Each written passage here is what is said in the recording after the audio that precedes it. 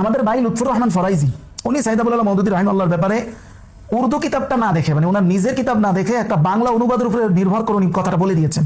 উনি হয়তো সামনে কোনো সেমিনারও এই ধরনের কথাই হয়তো বলবেন। তো এটা যে একটা মিথ্যাচার হয়ে গেল, এটা কি ঠিক হলো? 2 নম্বর বিষয় হলো, উনি আরেকটা বিষয় বলেছেন, এটার একাডেমিক বিষয় গভীরতা না বুঝে উনি বলে দিয়েছেন। এখন মাওলানা মওদুদী রাহিমাহুল্লাহ যে একাডেমিক জ্ঞান রাখতেন, ওটা যদি আমরা না রাখি তাহলে তো স্বভাবতই তিনি আমাদের হাতে মাজলুম হবেন, খুবই স্বাভাবিক। আচ্ছা, এই 2টা বিষয় কি? প্রথম কথা হচ্ছে, আমাদের এই ভাই বলেছেন যে মওদুদী মরহুম নাকি বলেছেন হযরতে আলী রাদিয়াল্লাহু তাআলা আনহু তার নিজের কোনো আত্মীয় স্বজনকে রাষ্ট্রীয় কাজে নিয়োগ দেননি। এটা মাওলানা মওদুদীর নাকি বক্তব্য, উনি দেখেছেন এটা বাংলা থেকে। আচ্ছা, তো এই যে হযরতে আলী তার নিজের কিছু আত্মীয় স্বজনকে রাষ্ট্রীয় কাজে দায়িত্বে নিয়োগ দিয়েছেন, এটা সপক্ষে এখন উনি প্রচুর পরিমাণ দলিল ঘাইটা দলিল টলিল আনছেন। এতগুলো দলিলের ভান্ডার না ঘেটে আপনার একটু কি দেখা উচিত ছিল না যে সাইদাবুল আলম মওদুদী আদৌ এটা বলেছেন কিনা, তার মূল কিতাবে আছে কিনা? কিন্তু উনি এটা দেখেননি। তাহলে ওনার কেন মূল কিতাবটা দেখার ফুরসত হয় নাই? এই ব্যাপারে আমি সূরা আলে ইমরানের 120 নম্বর আয়াতটা একটু স্মরণ করতে চাই। আল্লাহ বলেছেন, ইন তামসাসকুম হাসানা তাসুহুম, তোমাদের ভালো দেখলে মুখ কালা হবে, ওয়া ইন তুসিবকুম সাইয়্যা ইয়াফরাহু বিহা, তোমাদের খারাপ দিন দেখলে তারা খুশি হবে। এটা মেইনলি বলা হয়েছিল মুনাফিকদের ক্ষেত্রে। আমি কাউকে মুনাফিক বলছি না, কিন্তু এই যে একটা ব্যাপার, আমরা অপোজিশনে যারা আছে তাদের কোনো একটা কিছু বের করতে পারার যে একটা টেন্ডেন্সি, এবং কোনো কিছু বের হলে আমরা খুশি হয়ে যাই, এই ব্যাপারটাই আয়াতের আংশিক অবস্থার সাথে তো মিলে। আমি বলছি না কেউ মুনাফিক, এটাকে সাইকোলজির ভাষায় বলা হয় কনফার্মেশন বায়াস। মানে একটা মানুষের ভিতরে আগে যে বিশ্বাসটা ঢুকে দেওয়া হয়েছে, সেই বিশ্বাস অনুযায়ী সে দলিল খুঁজে। তো যখন আপনার বিশ্বাস অনুযায়ী দলিল খুঁজতেছেন, কথা বুঝছেন, আপনার এটা গবেষণা না, কিন্তু এটাকে গবেষণা বলে না, এটা বিশ্বাস অনুযায়ী সে দলিল খুঁজতেছে, তখন হয় কি, দলিল আংশিক পাওয়া কোনো জায়গা থেকে পাইলেই তার জন্য যথেষ্ট হয়ে যায়, কারণ সে তো গবেষণা করতেছে না। একজন মানুষ যখন গবেষণা করে না, তখন তার জন্য দরকার শুধু একটা ক্লু পাওয়া, একটা ক্লু পাওয়া। যেমন মনে করেন আপনি একজনকে দোষী করতে চাচ্ছেন, জাস্ট আপনি একটা ক্লু খুঁজবেন, কিন্তু আদালত যিনি আসলে ন্যায় বিচারটা দিবেন, তিনি শুধু একটা ক্লু পাইলে উনি নাইচা উঠবেন না, তো উনি আরো দিক দেখবেন, এই ক্লুর পিছনে কোনো ক্লু আছে কিনা এটা দেখবেন, তাই না? সূত্রের পিছনে সূত্র আছে কিনা দেখবেন, কিন্তু দেখবেন না কে ভাই? যিনি জাস্ট এখানে বিবাদী হয়ে বাদী বিবাদীর মধ্যে যারা আছে, একে অপরকে দোষী করতে চাচ্ছে, তাদের এটা দেখার কাজ নাই, তাদের হচ্ছে দোষী সাব্যস্ত করতে পারলে তার কাজ হয়ে গেছে। তা আমাদের অবস্থানটা কিন্তু একজন গবেষকের অবস্থান থেকে বিবেচনা না, আমাদের অবস্থানটা ঠিক এইরকম। আপনি যাদেরকে উলামা হযরত দেখতেছেন, আমি দেখতেছি, যাদেরকে আপনি বিচারকের আসনে মনে করতেছেন, সে আসলে নোংরা খেলার আসনে বসে আছে, অথচ আমি তাকে বিচারকের আসনে মনে করতেছি।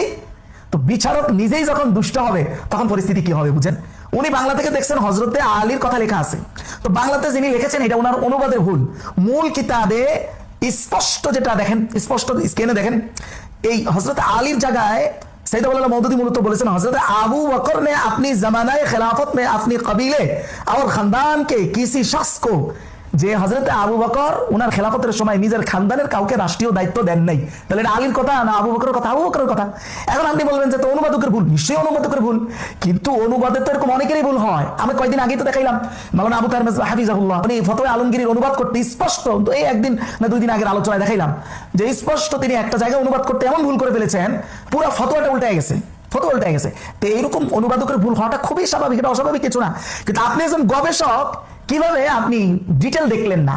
এই না দেখাটার ব্যাখ্যা মাত্র আমি যেটা বললাম সেটাই। 2 নম্বর বিষয় হলো, সাইদাবুল আলম মওদুদী নাকি বলেছেন হযরত আলী ছাড়া রাসূলুল্লাহ বনু হাশেমের কাউকে রাষ্ট্রীয় দায়িত্ব বা উলায়াত, যেটা আরবি শব্দ হলো উলায়াত, এটা দেন নাই। এটা কে বলেছেন? এটা নাকি মওদুদী সাহেব বলেছেন।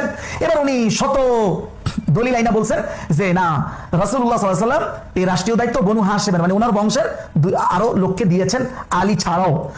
আচ্ছা, এই যে বললাম সাইদাবুল আলমকে আমি আগে শুনতাম বলতো যে মাওলানা মওদুদীর লেখার গভীরতা না বুঝেই এই মানুষগুলো ওনাকে অজান্তে বা ইচ্ছাকৃত উদ্দেশ্য প্রণোদিত হিংসা বশবর্তী হয়ে যেভাবেই হোক মাজলুম বানিয়েছে। এটার একটা বাস্তব চিত্র আমার এই ভাইয়ের আলোচনার মধ্য দিয়ে পাইলাম। রাষ্ট্রীয় দায়িত্ব, যেটার আরবি শব্দ ধরেন উলায়াত, এটা যে প্রকার 2টা, ভাই ওই পর্যন্ত ওই একাডেমিক আলোচনা পর্যন্ত যাই নাই, উনি শুধু খুঁজে বের করছে দিছি কিনা। এখন এটা যে প্রকার 2 ভাগে বিভক্ত, আসেন এটা একটু বুঝাই। দেখেন, আল কওয়াইদুল ফিকহিয়া এই কিতাবটা লিখেছেন আবুল হাসান আন-নাদাউই। কিতাবের পৃষ্ঠা নাম্বার হচ্ছে, এটা দারুল কলম থেকে ছাপা, সেই হিসাবে 420 নম্বর পৃষ্ঠা।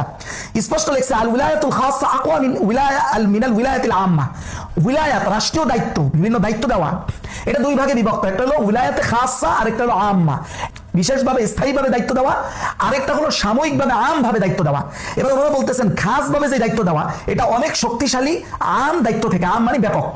দলিল হাযিল কায়দা, এই কায়দার দলিল হলো মারুই আনি নবী সাল্লাল্লাহু আলাইহি ওয়াসাল্লাম, যেটা রাসূল বলেছেন আন্নাহু ক্বাল, যে রাসূলুল্লাহ বলেন আস-সুলতানু ওয়ালিয়্যুন মান লা ওয়ালিয়্যা লাহ। কোন অঞ্চলেও যদি আপনাকে সর্বোচ্চ দায়িত্ব দেওয়া হয়, মানে এই অঞ্চলের গভর্নর আপনি, সর্বোচ্চ গভর্নর, এখানে এটাও অন্তর্ভুক্ত, যদি কোনো অঞ্চলেরও গভর্নর হয় কেউ সর্বোচ্চ, তাহলে তার জন্য বিভিন্ন কিছু তার নিজের সিদ্ধান্তে করা সম্পূর্ণ তার উপরে এখতিয়ার আছে, কাউকে জিজ্ঞাসা করা ছাড়াও। বলা হচ্ছে ইদানিল ওয়ালি ইয়াহিকু লাহু আত-তাসাররুফ ফীমা উসিদা ইলাইহি বিদুনি আন ইস্তাআযিনা আহাদান। ওয়ালি স্থায়ী খাস ওয়ালি, উলায়াতে খাসা কাকে বলা হয়? যে নিজের ইচ্ছায় নিজে সিদ্ধান্ত নিয়ে তার এলাকায় সে কিছু করতে পারবে, অর্থাৎ সিদ্ধান্ত নিয়ে সরকারি কার্যক্রম চালাইতে পারবে, এটা হলো উলায়াতে খাসা। আল উলায়াতুল আম্মা, আর ব্যাপক দায়িত্ব কাকে বলে? ওয়াহিয়া তাকুনু ফিদ দীন ওয়াদ দুনিয়া ওয়ান নাস ওয়াল মাল ওয়া ফিহা দারাজাত তাফাউত মিন উলায়াতিল ইমামিল আযম ইলা উলায়াতি নওয়ারিহি। দেখেন, এটা হচ্ছে ব্যাপক দায়িত্ব, এটাকে বলা হয় যেখানে আপনি মূল দায়িত্বশীলের আন্ডারে আপনি সাময়িক একটা দায়িত্ব পালন করবেন, সেটা দিন দুনিয়া নাফস মাল, এটার মধ্যে অনেকগুলো প্রকার আছে। অর্থাৎ আপনার উপর একজন এমন দায়িত্বশীল আছে, ঠিক যেতটুকু সে বুঝাই দিছে আপনাকে এইভাবে কাজটা করো, অতটুকুই আপনি করতে পারবেন, নিজে থেকে এখানে কিছু করার কোনো সুযোগ নাই। এটা হলো উলায়াতে আম্মা, মানে ক্ষণস্থায়ী কোনো দায়িত্ব দেওয়া। একই বিষয়টা কিতাবুল আহকাম সুলতানিয়া উলায়াতুদ দীনিয়া, এই কিতাবের 47 নম্বর পৃষ্ঠা আমার নুসখা অনুযায়ী। আচ্ছা, এখানে লেখছে আল ইমারা আল জিহাদ খাসা বিকিতালিল মুশরিকিন, যে মুশরিকদের যুদ্ধের ক্ষেত্রে যে জিহাদি ইমারত মানে দায়িত্ব দেওয়া, ওয়াহিয়া আলা দারবাইন, এটাও দুই প্রকারে বিভক্ত। আহাদুমা আন তাকুনা মাকসুরা আলা সিয়াসাতিল জাইশ ওয়া তাদবিরিল হারব, এটা একটা। আরেকটা হলো আদ-দারবু সানি আন ইউফাউযিদ আল আমির ফিহা জামি' আহকামিহা মিন কাসব আল গনাইম ওয়া আকদ আস-সুলহ। জিহাদের ক্ষেত্রে যে রাসূলুল্লাহ দায়িত্ব দিয়েছেন, এটা দুই প্রকার। একটা হলো জাস্ট উনি সৈন্যবাহিনীর পরিচালনা করবেন, অর্থাৎ যুদ্ধের একটা পরিচালনা করবেন, এতটুকুই। সৈন্যবাহিনী বিন্যাস করা, কিভাবে হামলাটা করতে হবে, এটা এতটুকু। আরেক দায়িত্ব হলো পুরো যুদ্ধ পরিচালনা, গনিমত বন্টন, মানে যা যা এভরিথিং, পুরা দায়িত্ব। এই দুই দায়িত্বের মধ্যে পার্থক্য আছে, একটা হলো আম আর একটা হলো খাস। রাসূলুল্লাহ সাল্লাল্লাহু আলাইহি ওয়াসাল্লাম যাদেরকে বিভিন্ন দায়িত্ব দিয়েছেন বনু হাশেমের, কাউকে উলায়াতে খাসা দেন নাই। স্থায়ীভাবে কোন জায়গার গভর্নর অথবা কোনো যুদ্ধের পুরো দায়িত্ব, টোটাল দায়িত্ব ওনার উপরে দিয়ে দিয়েছেন, এটা হযরতে আলী ছাড়া এইরকম সচরাচর বনু হাশিমের কাউকে দেন নাই। সাইদ আবুল মওদুদির কথা তো সঠিক। আর উনি যেগুলো বলতেছেন দিছেন, এগুলো হলো উলায়াতে আম্মা, মানে ক্ষণস্থায়ী দায়িত্ব। ধরেন আপনার এক জায়গায় বহেনের দায়িত্ব আছে, মানে আপনার দাওয়াত আছে, আপনি যাইতে পারতেছেন না, এর বদলে আপনি আরেকজনকে পাঠিয়ে দিয়েছেন। তো যেই বক্তার পরে পাঠাইছেন, সেই বক্তা কি এখানে মূল দায়িত্বশীল, মূল ওয়াইজ হিসেবে নিজেকে দাবি করতে পারবে যে আমার এখানে একটা দাওয়াত ছিল, এটা বলতে পারবে না? এটা হলো অস্থায়ীভাবে আপনি তাকে বক্তা হিসেবে এখানে সিলেক্ট করেছেন। ঠিক এরকম অস্থায়ী দায়িত্ব রাসূলুল্লাহ বনু হাশিমের অনেককে দিয়েছেন, কিন্তু উলায়াতে খাসা এটা দেন নাই। আর মাওলানা মওদুদী সাহেবের কথার উদ্দেশ্য ওটাই, এখানে উলায়াত দ্বারা উলায়াতে খাসাই উদ্দেশ্য হবে। কেন? আপনি যদি মুতলাক ভাবে মুকাইয়াদ না করে আপনি যদি বলেন যে তার বাবা এই কথাটা বলেছে, এখন বলেন তো বাবা এই কথাটা বলেছে, বাবাও তো সৎ বাবাও হয়, আপন বাবাও হয়। যখন কোনো সৎ না আপন এরকম কিছু বলা না হবে, সাধারণত ভাষাবিদদের সিস্টেম, ভাষাবিদদের উসুল বা নিয়ম অনুযায়ী আপনি কি আপনটা বুঝবেন না সৎটা বুঝবেন? আপনটা বুঝবেন। এখানে দুই ধরনের উলায়াত, উলায়াতে খাসা, উলায়াতে আম্মা, দুইটার মধ্যে মূল কোনটা? মূল হচ্ছে যেটা খাস, স্থায়ী দায়িত্ব। আর মাওলানা মওদুদী সাহেব যখন ডাইরেক্ট বলছেন কোনোটা খাস না করে, কি উলায়াতে আম্মা না খাসা, মানে আপনার কি সৎ বাবা না আপন বাবা, এরকম কোন একটা কিছু না বলে যখন বলবে বাবা, তো বাবা অর্থ কি? সৎটা হবে না আপনটা হবে? আপনটা হবে। মাওলানা মওদুদী সাহেব যখন বলেছেন যে উলায়াত দেন নাই, এই উলায়াত দ্বারা কি উলায়াতে আম্মা উদ্দেশ্য হবে না খাস উদ্দেশ্য হবে? খাসটা উদ্দেশ্য হবে।